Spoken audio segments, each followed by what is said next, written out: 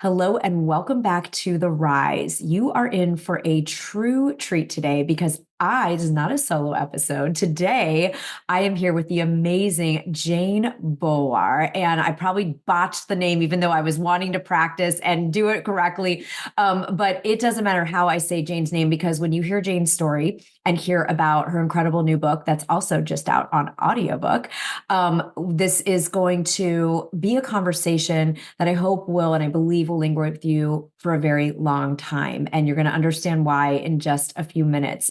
Jane, first of all, welcome and thanks for being here. Oh, thanks for having me, Sarah. I've been so looking forward to talking with you. I just love your podcast. Ditto. And I've been loving, I love your story. I love the book. I'm excited for people to hear a little bit today and then go out, everybody, and read it. And I want to, I just give people a little bit of context. So, this show, you all know you're listening. This is called The Rise. And Jane, you've had rise after rise after rise. There's before that we turned on the actual recording, like, where do we want to go? Because there's so many exciting pieces of your life's journey. And I know it hasn't been easy. It seems like we look at someone and just see, oh my gosh, this meteoric, you came from rural Iowa, right? Yep. All the way to corner office at Microsoft. You've written a best-selling book. You're out speaking. You are a philanthropist, right? You are, every proceed of this book, everybody, goes to the Boys and Girls Club, which is, we're going to talk about why that's so important for Jane here in a minute. But there's so much we could talk about, but I want people to get the whole point of this show, you all know listening, is not to sit there and think, oh gosh, Jane's done it all. And oh my gosh. And please, that's why I wrote the book, not to talk and share the successes, but really to turn myself inside out and to show the failures and how I worked my way through them, the things I had to overcome, because you're right. People look at me and they say, they even say, I could never do what you do. What is your secret sauce? If only, if only, if only. I'm not, but you are. I grew up in the fourth kid in a one-bedroom house, and you just do the next thing. And, it was in doing the things I thought I couldn't imagine myself doing that I began to imagine myself doing things differently. Amazing. And let's talk about that because that's an identity internal shift. We're gonna start with and really make a zoom in for a lot of today on this first rise from you in the one, in the small home, with multiple siblings. You're in a rural area. Yeah. No one expected you to go to college. You weren't on that track, right? Let's talk about what happened when you did that first rise out of here's what's expected, here's my upbringing. Take us into that world a little bit. And then what happened for you to make that big leap and college? Sure. Well, first of all, the name of the book is Worthy. Yes. It actually, if you look at it, it says unworthy with the uncrossed off, because a lot of my life is about undoing my uns, feeling unworthy, unable, unpowerful, uncourageous. And someone can enable you, encourage you, and empower you. But if you can't undo your own uns, you're never going to feel or be what you could be. I don't want to say successful because that implies like money or title or whatever. You're never going to be to the place where you feel like you've given what you got to give. And for me, growing up in a small rural community, there weren't really any expectations, but I considered that meaning I had no limitations. I had no limitations, right? So no expectations. You could say, hold me down, or you can say, I got nothing but upside. I can't fail because who am I going to be letting down, eh? Right? Amazing mindset. I mean, and let's pause for one second about the worthy, unworthy. So yes, you guys will see in the show notes, link to Jane's book. We'll link to the audio book. Congratulations on that as well. And it says, unworthy with the uncrossed out. And, in my work, I know, Jane, what I see over and over helping people write books and go out and speak, worthiness always comes into play. And more for women than men. It just that's there for sure. Imposter syndrome is real. Oh my God! And just who am I to write a book, speak on a stage, go to college? I went through that job at Microsoft. So you interpreted, another child may have interpreted no expectations as no one believes in me, no one thinks I could amount to anything, I don't have a vision. You looked at it as blank page, clear canvas. I can't let anyone down. What happened? When did it spark for you? I'm going to go though. No one's expecting me to go to college. I'm going to college. Can you take us back to that moment? Two things happened. One is I always felt as though I wanted a world different than what I had lived in. I Okay. didn't know what that looked like. I didn't know. I hadn't been to more than 100 miles outside of my world. I never saw the ocean until I was 25. We didn't watch the news. We didn't talk politics. I mean, there was my hometown and working. I worked really hard, and that was the expectation. When I was a junior in college, a senior in college, a gnarly old nun, Sister Francis Xavier, that scared the bejesus out of everyone because she had lightning bolts out of her eyes. She was like 4 foot nothing. And she was one of those people that when they talked, they just commanded respect, right? Like you just knew. She says, Jane, after class one day, what are you doing when you graduate? I'm like, I don't know. She listened to what I wanted to do, which was not where I was, but I had no clear path forward. She says, you love the outdoors, you're smart, you're capable, you should be in forestry in college. Go to college. And I'm like, yeah, that's the path. I just don't know how. And she goes, there's a scholarship. I'll help you apply for it. And so not only did she reinforce someone that I thought highly of, although scared me, that I was college materials, she took action. And she helped give me that courage to apply to a scholarship, which I got. It was $320. It was nothing. Yeah. But for me, it said, you are capable of something beyond. Someone sees something in you that maybe others don't. And it was enough for me to apply to one college, 65 miles and a left turn from my driveway away. I went before my parents knew I was gone, and I paid my own way. I cannot even tell you the number of jobs I had. In my book, you'll read that I sold used carpeting. I Yes. sold my mom's prayers. I did not have money for textbooks, so I borrowed them or went to the library to use them. And that's how I went to college. And why that was so meaningful. Not only the act of going to college was meaningful, because it was putting that foot forward and doing something. It was like stepping into the divide, not knowing if I would land on solid ground. And sometimes the ground was pretty shaky, to be honest, because I was this small town kid in this university of 25,000 people. But you know what it did? It opened a world that I did not know existed. Truly Mm. did not have a clue what was out there. Yeah. And that led to other things, and it led to people, and it led to experiences, silly things, Chinese food. Right. I like silly things, people of color, people with different thoughts and mindsets and Yeah. scary things that you work your way through. And it happens one day at a time. Didn't Mm. happen.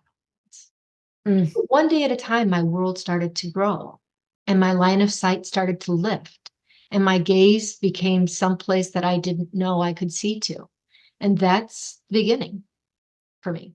We talked before, so incredible. We talked before about you just have to take the next action. Your yes to this, I love this, kind of matriarchal, powerhouse nun that says, you're going to college, Jane, and, here's what I'm going to help you make it happen. Like, you said that yes, and that led to another yes, and I another did. yes, being in college and meeting new people and trying new food and all the things. Jane, she recommended you go into forestry. So then what happened? You get to college, you're on this forestry track because someone told you, this is what you'll be good at. You like the outdoors. You don't typically go from forestry to Microsoft. No. So tell us what happened there. Well, first of all, just to give people a perspective, like not only was college just not something that was encouraged, it was almost something discouraged in my family because we were blue collar and there was a very strong us them. And doing that broke out of that us into a them. Mm. And that was really tricky in my family, right?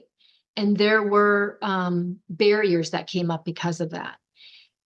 That shouldn't stop you. It's there's always going to be the pull that holds you back from where you can go. And you have to create your own inertia a little bit at a time to go forward. And I also hear, Sarah, from people, they're like, especially young adults, are like, I don't know what I should major in. And they get all caught up. My friend says they get all caught up in the dumbass. Yeah. They all get caught up in the specifics of where they're going to go. You're looking at someone or listening to someone who got a degree in forestry from Iowa State, where there's like 10 trees in the entire state. And I ended up in the corner office of Microsoft. Nobody could have predicted that. And not myself, not anyone. I showed up with flannel shirt and the hopes of a job, not even a career. Right. So it's one step, one little step at a time. And I say to people that the good stuff in my life came when I was afraid and I acted anyway. Let's all take a breath with that, everybody listening. It wasn't like, we've talked about this so much in Thought Leader Academy. Confidence doesn't come first. Assurance, guarantees. It's through the shaking, the fear, the taking action anyway, despite it. Then later, you're like, oh, I'm good at this. That's Yes. the last step in the process, right? If you do Dan Sullivan's Oh, for four Ps, sure. the And the thing confidence is is, the if you last learn to one. overcome fear, then you get confidence. But because you're someone that knows how to take the next step, you'll be afraid about something else, I would argue. So this is a mind twister for me, but I learned that to stop being afraid of being afraid. Yes. I used to be afraid that people would find out that I was a fake because I was afraid. They'd realize that I didn't have my act together. I didn't know what I was doing. I was an imposter. And I spent so much time being afraid Yeah. that I wasted a lot of good stuff. And now I appreciate when I'm afraid, if I'm in danger, I need to that's one thing, but I'm Yeah. not. Cars coming at you at 60 miles an hour, jump That's out. different. Then get the heck out of the way for sure. But being being afraid today in that way means that I am stretching, I am growing, I am trying new things, I am uncomfortable. I am not in danger unless I think of myself as someone who can't and someone who instead of someone who can. This is So it. don't It's be that. afraid of being How do afraid. we That's a identify? Don't be positive afraid. thing. Are we ready to leave that? Everybody who listened here, you're hearing Jane for a reason. No more being afraid of it. Just fear. What I have our clients do is affirmation. Like if I feel fear, it means unless again, there's a burning fire, need to get out of the building, fine. Otherwise, it's high five. Way to go. You're growing, you're expanding, you're out of the comfort zone, you're shifting, you're evolving. So Yeah. Jane, what happened? Did Microsoft like recruit you from Iowa? Like how did like what was the move there? No, I when I was in it was again a senior in forestry. I realized I didn't want to work in forestry because it didn't make any money. I could make more money at McDonald's, and I'd never pay off student loans, and there wasn't job security. And I wanted something more. Again, wanted to stretch, grow, et cetera. So I went to the head of the department and said, "Hey, what do I do? I can't afford to get a different degree, but geez, I don't think this is right for me." And he connected me. There's always someone when you ask for help. Good people want to help good people. And he connected me with with department heads from Cornell, from Mm. University of Oregon, from Indiana, Purdue, and they talked to me and they each offered me a scholarship actually to get an advanced degree. And I took the one at Indiana at Purdue University because that's as far as my car would go. And I was married by this time. Wow. I was married and I married my high school sweetheart. We had no money. Everyone thought we would never finish college. We would never, what we wouldn't do. And what they didn't realize is that when you have someone with you that supports you and loves you and connects with you, there Mm. isn't much you cannot do. It Mm. may not be the way you planned it, Mm. but it will happen. And that's what happened to me. So I got my master's. Again, small town kid, never even expected Right. to go to college. Scared out of my mind. I went to a college, an MBA program that required at least 2 to 5 years of experience. I had none. Um, it was scary, Yeah. so scary because I Mm. was so different. For the Yeah. first time, I was really encountered people with generational wealth, Mhm. people who had seen the ocean and did have experience and thought differently and had work experience, and I did not. And talk about imposter syndrome. Holy Mm. cow, so scared. But I realized also I was smart. At Yeah. least I tried to tell myself that, but I was. Yeah. I saw things they didn't see because of my experience. I had worked in 30 jobs by then. They were all blue collar. They were all different, maybe, than a quote professional job, but they taught me the way of the world. They taught me how to work together. They taught me perseverance and tenacity and all of those things. And I graduated the top 5% of my MBA class. Mm. Um, Mostly because I applied my experience, Mhm. listened, applied what I learned, and got other people kind of rallying to behind me to be part of something bigger than myself. And that's where I learned the importance of surrounding yourself with good people Yeah. who you help make shine, because then everybody works together, everybody has something to give. But to do that, you yourself have to acknowledge what you have to give. I think this is really important in light of your book being about worthy, right? And while you were clearly what came through, what I'm hearing in this part of your rise is the extraordinary capabilities and leadership that you innately possess that got to emerge. And while you had the humility to be a servant leader, right, which probably all of you listening, like Jane and I, aspire to be, right, and work and practice being, because this what's ringing in my ears when I looked at the book and was reading and watching your all your rises, all these different rises, is the idea that our differences are often our strengths. Yeah. And so you think I'm different. I haven't been on to the ocean. I don't come from money. And I had that because I didn't come from money. And I went to a school where it seemed like everyone came from money. Right.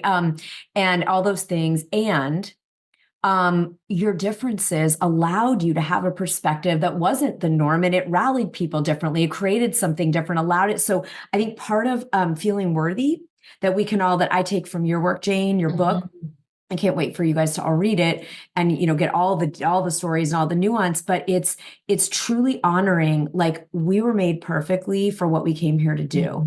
Jane, you weren't meant to be in forestry. You weren't meant to stay on the farm. That wasn't your destiny. And so while others in the tribe, right, this kind of, I also heard the tribal agreements of, the family says, this is what we're blue collar, we're working people, or we're whatever, my family had their versions of, Yes. like, we don't care about money, all that stuff.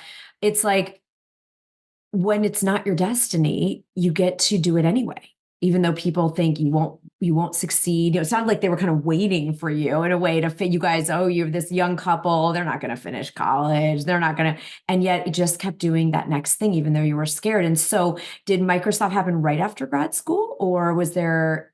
No, then I went to work for Kimberly-Clark, a company that was a paper products company. For sure. So Huggies, Kleenex, Kotex, Scott, It's everywhere. those things everywhere. Yeah. But I launched the pull-ups and I did the business plan for Good Nights, and I worked in South America. I took several jobs that people thought were too crappy or risky. Wow. Or didn't want to do, traveling to South America. I took them because I always said I may not have been the first person they offered a job to, but I was always the last.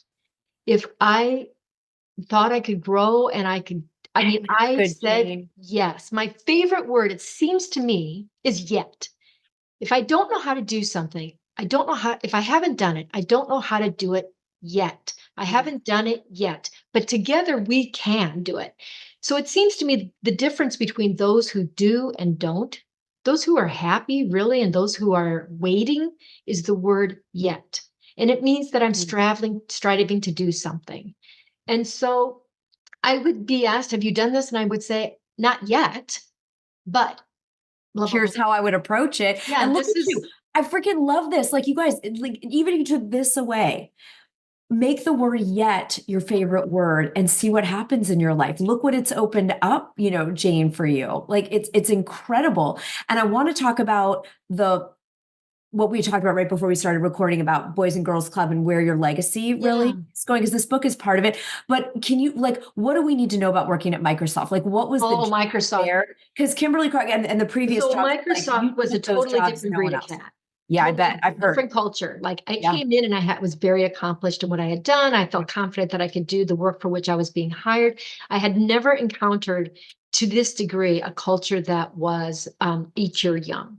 For you to succeed, the culture was, if I'm going to succeed, you have to fail. So it wasn't just a matter of not lifting you up or not being a good teammate. It was literally a matter of tearing you down. And so people stayed in the bunker. And we had the people that worked at Microsoft were brilliant. They genuinely wanted to change the world. And you could argue they did. But the culture kept the really great people, ideas, capabilities hidden. because it was like whack-a-mole. If you lifted your head up, unless you were one of the chosen few, you Mm, got whacked. And it's mm. unfortunate. I think that happens in a lot of companies. And I use an expression. When I first started Kimberly Clark, there was a guy there. His name was Kent, and he told me the first day that I shouldn't be there. I didn't have the right pedigree. He was better than me. He had pertinent job experience, and basically that I sucked, and he was great. Same thing happened to me at Microsoft, only by just about everybody. I literally extended my hand to people and they didn't shake it because they're like, hey, if you're here in a year, introduce me to yourself. And these were peers. What happened to me is I sought to become them. I changed the way I dressed, the way I talked, the way that I did what had made me successful. And it brought me to my knees and I failed. And that's the truth. Yeah. I failed in a visible, physical way, an emotional way, a visible way. I was brought to my knees. And when I came back up from my knees and stood on my own 2 feet, I said, I will only do this my way, being true to me, leading the way I lead, that lifts, that doesn't tear down, wearing what I'm comfortable and reflects who and what my heritage I am. I'm from the Midwest. I am not going to wear Gucci. It's just not me. It's not my jam. I am not a tech person, but my skill is I'm a pig farmer from Iowa. I take very complex things Yes. and I simplify them so everybody understands. So, no, I don't have the technical expertise to create the complexity, but I can take what you create and I can make it meaningful to people that matter. Mm, And I stopped trying to be what I wasn't. And then my success, my confidence, I blossomed and all the people around me just absolutely. We created $1 billion business. We did things people said we couldn't do, and we had a blast. I'm So, doing hearts. I'm making the hearts happen. Oh my God. Yeah. And look at the price of inauthenticity. I oh took a my job out of gosh. college that I knew wasn't what I really wanted, but I was scared into it, right? My family's, you Yep, need a paycheck, you're cut yep, off, whatever. And I told myself that that was the only way I could earn a living. And it was abusive and it was toxic and it was horrible because it wasn't where I was supposed to yeah, be. And when you conformed, and it's like we could title this episode, unworthy and the price of fitting in. yeah. Because for I you to try to become like the snake den, right, only ended up creating, all this. When you finally stood in your power, worthy, by the way, you have to conjure up, even if you act as if. I usually have to act as Yep, if I yep. feel worthy Sometimes you before I do. feel worthy. And then you rose and said, this is how we're going to do it. And then look, billions of dollars happened, impact happened. Thank God you were a force of positive culture. I've had a few clients who've worked in Microsoft. It's been It's tricky. amazing. The It's stories tricky. that, It's yeah. changing. It's changing. It's got a new CEO. The very first story in my book, Sarah talks about when I was a kid, each one of us kids had a 5-gallon pickle bucket. And in that was our special space. And we put all the things that mattered to us in that bucket. It proved our worth, with certificates and ribbons and Yeah. all the things that matter. The last story of my book says, look, what I've learned in my life is that it's not what you put in the bucket, it's that what you take out. You are worthy just as you are. Your bucket comes full. It comes full just by the nature of who you are. And the more that you pull out and the more that you give away who you are, the more that it fills up. And it took me a long time to realize that my worth didn't come by what I put in the bucket, my title, my income, my house, my kids, all those things. I didn't have to earn it. I Yeah. had to realize that what I had was pretty special. And in giving it away, it helped other people. And in Mm. doing that, I am a genuinely happy person. Right? You're complete because you already know you're worthy. You don't have to prove anything. You don't have to fill your bucket, and say, "Oh, I've got more in my bucket than, someone else in their bucket." And Jane, it's extraordinary. I think it beautifully weaves into what we wanted, where we wanted to go, because now this is what I hear again. I'm just telling pulling out what I'm hearing is this is your legacy. And so we talked before the show about, you making the money for your family. And now you want to, what you're generating and creating is to give. Tell us about why Boys and Girls Club and what the Yeah. vision is there. So I am fortunate. I was able to say to my family, I've earned, because I was the sole winner for more than 30 years for my family. Um, and I'm now in a position where I can say, look, all proceeds from my book, any speaking engagements, anything that I earn in the attempt to get the message out that people are worthy, particularly to women. I want to inspire them to rethink what's possible. I want them to claim their worth. I want that to happen selfishly because I genuinely believe we need different people in corner offices with different influence. We need women and people of color. And if we don't help those folks along the path to get there, that will never change. And so the place where I feel like I can make a difference in a meaningful way is a Boys and Girls Club. Yeah. So getting, just like Sister FX did for me, getting those kids at a pivotal time and helping them believe in themselves to get a degree or do whatever they can to advance themselves so that they can influence the decisions being made. They can be the decision makers. Yes. And that's why I'm contributing everything that I earn to that and to that. Full stop.